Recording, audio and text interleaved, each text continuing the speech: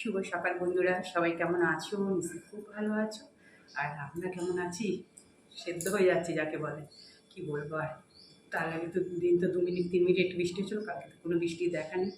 যেমন জলের কষ্ট সকাল থেকেই চলছে, জলের প্রবলেম নিয়ে শুরু হয়ে ওপরে জল হচ্ছে, নিচে রিজার্ভারে তোমাদের দাদাভাইকে দিয়ে আসলো, না তারপর রিজার্ভার ফাঁকা হয়ে গেছে একদম। আর এদিকে যে ওপরে আর জল আসছে না। আর ট্যাঙ্কের জল দিয়ে তো স্নান করা সম্ভব না, তো গরম ট্যাঙ্কের জল। আমি আবার যখন স্নান করবো তখন একটু আবার ওপরে দিয়ে আসতে হবে, রিজার্ভারটা আবার জানি না কতটুকু ভরছে।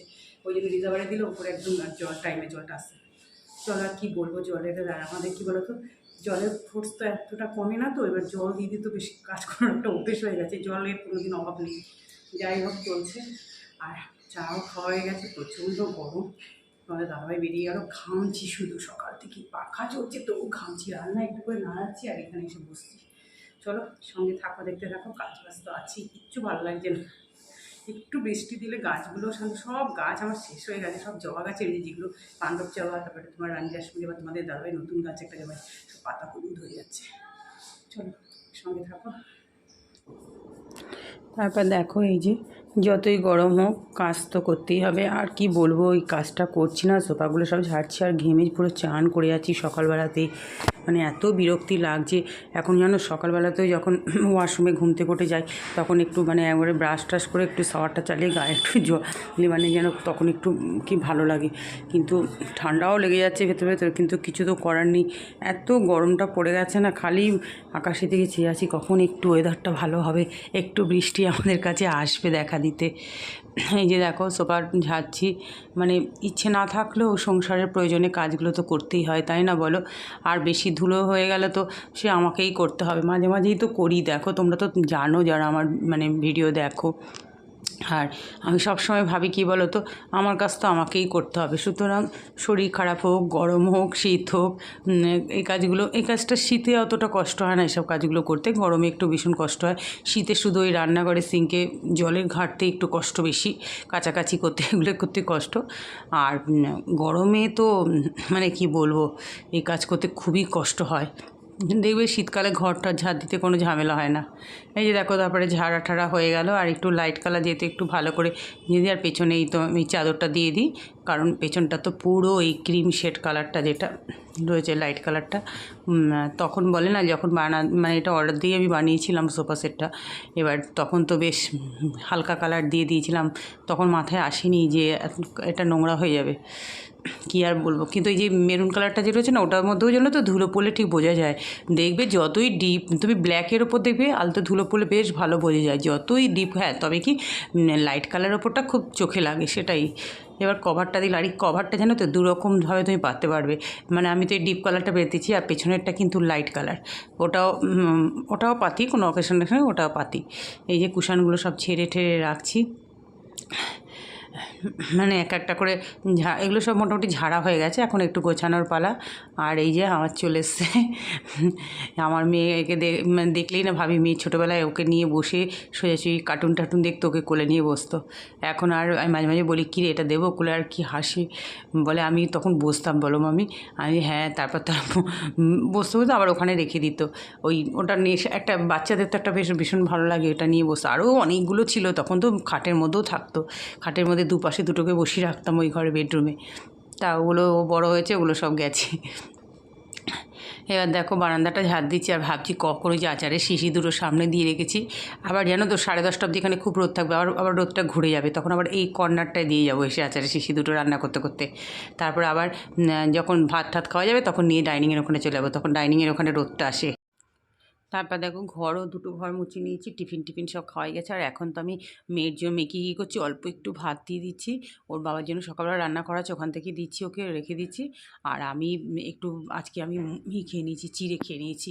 এই চিড়ে কোনো দিন কলা দই এসব দিয়ে খাচ্ছি, কোনো দিন দই দিয়ে খাচ্ছি, কোনো দিন কলা দিয়ে খাচ্ছি, আর নাহলে মুড়ির ছাতু এসে খাচ্ছি, এইভাবেই চলছে এখন। গরমে আর ভালো লাগছে না কিছু করতে, জানো তো, আর খেতেও ইচ্ছা করছে না। চাউমিন টাউমিন সব পড়ে রয়েছে, কিন্তু ইচ্ছেই করছে না কিছু খেতে। এই দেখো চাল কুমড়ো চিংড়ি মাছ ভেজে নুন হলুদ একটু সামান্য জিরে ধনের গুঁড়ো দিয়ে চাল কুমড়োটা বসিয়ে দিলাম। ভীষণ কচি চাল কুমড়োটা, এটা কেটেই রেখেছিলাম জানো তো রাতে। এই যে ঢাকা দিয়ে দিলাম, দেখো গ্যাসটা সিম করে দিচ্ছি, জল বেরোবে, মাঝে মাঝে একটু খুলে নাড়াচাড়া দিয়ে গেছে, আর ধনে পাতা দিয়ে দিয়েছি। দেখো দারুণ হয়েছিল খেতে। এরপর দেখো এই যে মাছ ভেজে নিচ্ছি। মাছটা রান্না করব গাঠি কচু দিয়ে। সেদিনকে গাঠি কচু নিয়ে এসছে, একদিন দুদিন রোদে একটু দিলাম যাতে ভালো থাকে। এমনিতেই গাঠি কচুগুলো ভালোই ছিল, এদিকে ভাত বসিয়ে দিয়েছি। আর এই যে আমি কিন্তু গাঠি কচু জানো তো মানে করি না, সেদ্ধ করি না, তোমাদেরকে বলেছি কালো জিরে ফোড়ন দিয়ে এবার একটু সুন্দর করে ভেজে নেব। সেদ্ধ করলে না ওই ল্যাসা ল্যাসা হয়ে গেলে না মানে কেউ খাবো না, ওগুলো কেউ খেতে চায় না। আর এরকম ভেজে দিলে বেশ সুন্দর থাকে, কিছু হয় না। আর খুব সুন্দর গলে গেছে, মানে নরম হয়ে গেছে। দেখো ভালো করে ভেজে নিলাম। গুঁড়ো মশলা ওই ধনে জিরের গুঁড়ো, নুন, হলুদ আর কাঁচা লঙ্কা দিলাম চিড়ে। এটাতে কিন্তু কোনো রেড চিলি না, একটু ধনেপাতা দেবো। ধনেপাতাটা ভীষণ ভালো নিয়েছে, এত সুন্দর স্মেল, ছোট্ট ছোট্ট ধনেপাতা তো খুব ভালো। তবে কি এখন তো বেশি দিন আর রাখা যায় না, আর বেশি দিন রাখবো কি, 10 টাকার একদম একটুখানি দিয়েছে, কি আর রাখবো। এই যে দেখো জলটা দিয়ে দিলাম। এবার যখন ফুটে উঠবে একটুখানি 5 মিনিট বেশ ভালো ফুটবে, তারপরে আমি গ্যাসটা সিম করে দেবো। খুব সুন্দর হয়ে যাবে ঝোলটা, জানো তো। এই যে মাছগুলো সব দিয়ে দিচ্ছি। আর মাছটাও আজকে সকালে নিয়ে এসে এত ভালো মাছটা নিয়ে এসছে, মানে খাওয়ার সময় মানে ভাজার সময়ও বোঝা যায়, খাওয়ার সময় বুঝতে পেরেছি ভীষণ ভালো মাছটা, জানো তো। দেখবি মাছটা ভালো হলে না রান্নাটাও বেশ ভালো হয়। তারপরে দেখো এই যে বাসন কিছু জমে গেছে, টিফিন টিফিন যাই হোক খাওয়াটাও হয়েছে। একটা কড়া বেরিয়ে গেছে, যা বেরোচ্ছে তা যতটা পারি আগে মেজে উদ্ধার করে নিই। আর এদিকে ঝোলটা হচ্ছে, এদিকে ভাতটা হয়ে গেছে, জানো তো। আমি সেই গ্যাসটা সিম করে দিয়েছিলাম, তারপরে বন্ধ করে দিলাম। আর এদিকে দেখো ভাতটা হয়ে গেছে, একটু বাদে মাঠটা গালবো, কারণ পুরোটা তো ফোটায় না, কিছুটা ফুটিয়ে করে রাখি, নাহলে তো যা গ্যাস খরচা এমনিতেই। আর আর জানো তো এ মাসের না কীরকম গ্যাস নিয়ে করছে। আমি কবে মানে বুক করেছি 6 দিন হয়ে গেল। ওই শুধু কনজিউমার নাম্বারটাই প্রথমে দিল, তারপর আর তোমার ডিএসএ নাম্বার আর তোমার আরও যে সমস্ত ওই টাকার মানে অ্যামাউন্টটা কিচ্ছু পাঠায়নি এখনও। শুনছি নাকি গ্যাসের গাড়ি খুব কম আসছে, আমাদের পাশের বাড়ি ওরা 11 দিনের মাথায় পেয়েছে। এই দেখো মাছের ঝোল হয়ে গেছে, তবে আমার কোনো অসুবিধা হবে না, আমি তো সবে সিলিন্ডারটা লাগালাম। যাই হোক আমি তো যখনই ফুরিয়েছি মানে সিলিন্ডার সেট করেই ভাতটা বসিয়ে আমি মানে বুক করে দিয়েছি। এই দেখো মাছের ঝোলটা দেখিয়ে বুঝতে পারছো কেমন হয়েছে, খেতে খুব ভালো লেগেছিলো। আর গাঁটি কচু দিয়ে মাছের ঝোল ভীষণ ভালো হয়, আর আমরা ইলিশ মাছ দিয়ে তো দারুণ হয়। আমরা সবাই খেতে খুব ভালোবাসি, আমার শ্বশুরমশাই শাশুড়ি মা সবাই খেতে ভালোবাসি আমরা। দেখো এবার গ্যাস মোচার পালা, মানে ঘেমে চান হয়ে গিয়েও সমস্ত কাজই করতে হবে। আর এগুলো তো রুটিন মাফিক কাজ, এগুলো তো করতেই হবে, কারণ রান্নাঘর যত পরিষ্কার পরিচ্ছন্ন রাখবে তত ভালো লাগবে, তাই না বলো। তুমি যদি স্নান টান করে এসে দেখো গ্যাসের এখানে নোংরা টোংরা রয়েছে, কীরকম লাগে বলো তো তখন। বেশ পুজো টুজো দিয়ে এসে এখানে দাঁড়াবো একদম পুরো ফ্রেশ। দেখো আমার স্নান হয়ে গেছে, কাঁচা টাচা সব কেচে বারান্দায় দিয়ে দিয়েছি। আর ছাদেও কিছু দিয়েছি, যে মেয়েকে দিয়ে পাঠিয়েছি, ফুল প্যান্ট বা মোটা প্যান্টগুলো ছিল, আর এগুলো সব এখানে দিয়ে দিয়েছি। যার রোদের তেজ না এখানে সব শুকিয়ে যাবে, মানে আমি বিকেলে সব ভাঁজ করে রেখে দিতে পারবো। এই দেখো ছাদে দেখো কী রোদ। এই যে মেয়ে দিয়ে গেছে, যাক দেখো দিয়ে গেছিলো বলে দেখো পুরো অনেকটাই শুকিয়ে গেছে, আমি পুজো করতে করতে সব শুকিয়ে যাবে, নিয়ে চলে যাব। আরে দেখো এই যে পাশের বাড়ি কত আম, ওই দিকে আরও কত আম দেখা যাচ্ছে। আমি খালি ছাদে উঠে দেখি আম, আর ঠাকুর পুজো দিতে গেলে আরও আম দেখা যায়। দেখো গাছে গোলাপগুলো ফুটছে, এই গোলাপটার কালারটা কি মিষ্টি। কিন্তু কি বলো তো, এত রোদে পাতা সব এই যে হলুদ গোলাপও ফুটছে, কিন্তু শীতের মতো তো আর হবে না এখন। তো এই গাছটা কিন্তু অনেকগুলো ফুটেছে। চলো এবার পুজো করতে যেতে হবে আমাকে। আকাশের অবস্থা দেখেছো, তোমাদেরকে একটু দেখিয়ে দিলাম। রোদের তেজ, উফ সূর্য মামা যে কী তেজ দিচ্ছে, আমাদের ফাটিয়ে দিচ্ছে পুরো। দেখো পুজো দেওয়া হয়ে গেল। আজকে দেখো বেশ জবা ফুল ফুটেছে, কি বড় বড় জবাগুলো হয়ে গেল। এখন তো অপরাজিতা বন্ধ হয়ে গেছে। চলো পুজো করব, মানে কে বলবে স্নান করে এসেছি। বন্ধুরা খেতে বসে পড়লাম। এই যে মেয়ে জল ভরছে 2 গ্লাসে, ঠান্ডা জল দিল, মানে দুটো মিক্সড করেই। আর সব নিয়ে টিয়ে এই যে আলু করলা ভাতে, এটা তো গরমের জন্য ভীষণ, একবার ভাবলাম ভাজা করবো, না আর তেল ঠেল অত দরকার নেই, ভাতেই দিয়ে দিই।